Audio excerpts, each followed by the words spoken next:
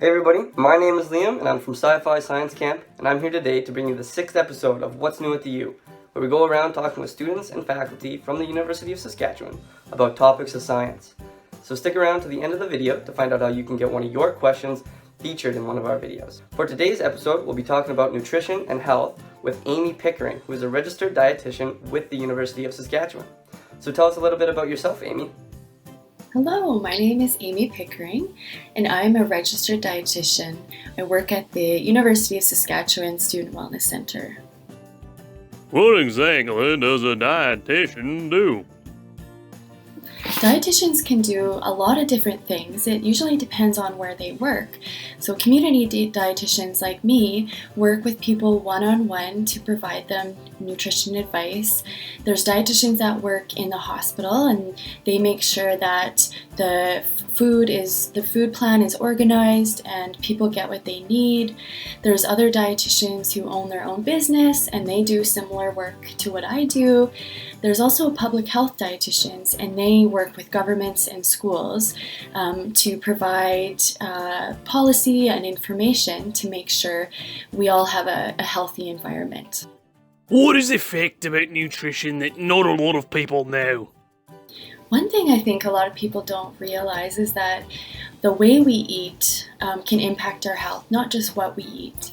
So if possible, eating with your family or your friends and having a social connection around food can be really great. And also that eating does not have to be perfect for it to be healthy. James, age 7, asks, what makes some foods healthier for you than others? Did you know that our body needs over 50 nutrients for it to function properly?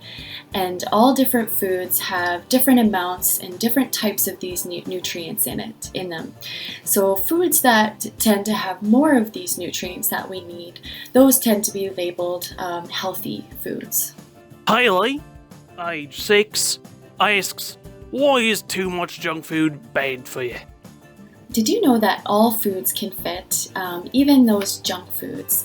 So junk foods or treat foods tend to have lower amounts of the nutrients that our body needs to be well. And so that's why we label them junk foods. However, they can be included in what we eat, as long as that's not all we're eating. So we also want the foods that have a lot of the nutrients that we need. So those foods would be fruits and vegetables and grains, good sources of protein.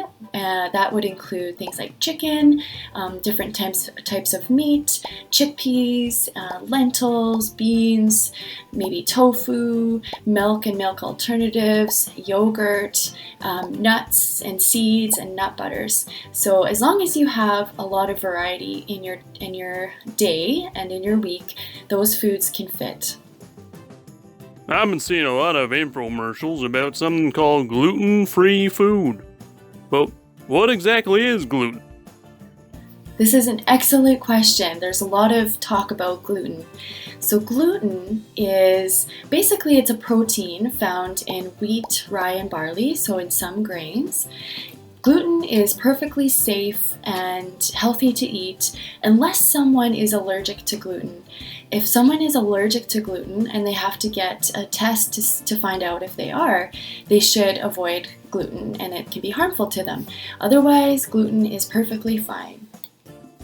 Joy, age 9, says that her grandma says she should eat lots of eggplant and spinach. But why? Why are eggplant and spinach so good for you anyway? Your grandma is right. Eggplant and spinach are great foods. There's a lot of vegetables that are really great foods. These ones are great too. So spinach has tons of nutrients in it. One being iron. Iron really helps with your energy levels. So making sure you get enough iron is important. And then eggplant has different nutrients. One is they have something called antioxidants, and those can help your cells stay healthy. So sometimes if I don't like a certain vegetable, I might try it in different ways. So I don't like just plain raw spinach, but I really like spinach in wraps or in sandwiches, or I might cook them in a stir fry, cook the spinach in a stir fry. And that makes me actually quite enjoy the spinach and still get the nutrients from it. Ariella, age 5, says that her mom says she shouldn't drink too much juice even though it's summer and it's hot. But what could be wrong about drinking too much juice? A little bit of juice in your day is okay, say half a cup around there to 1 cup a day, but your mom is right. We don't want to drink too much juice, especially day after day, drinking quite a bit of juice. There's a lot of sugar in juice. Sugar by itself is not a bad thing, but having high amounts of sugar day after day isn't great for our health. And so something I like to do to keep hydrated in the hot summer is have a really ice cold bottle of water, and I might flavor it with some fruit, say some lemon or some lime. And then fruit such as watermelon is so satisfying, I find, in the summer. Thanks so much for all the questions and for having me. It was lovely to answer those questions. I hope you learned a lot. There's so much to know about nutrition, so this is just a little snapshot. I hope you have a great rest of your summer. A big thank you to Amy for answering all those questions for us, and thank you for watching this video. Make sure to subscribe to SCI-FI's YouTube channel and follow them on Facebook to keep up to date with all of our new videos. If you want one of your questions featured in one of our videos, make sure to keep an eye on SCI-FI's Facebook pages for any posts where you can comment your questions underneath and we'll feature them in our next video. Thanks again for watching, and I hope to see you soon.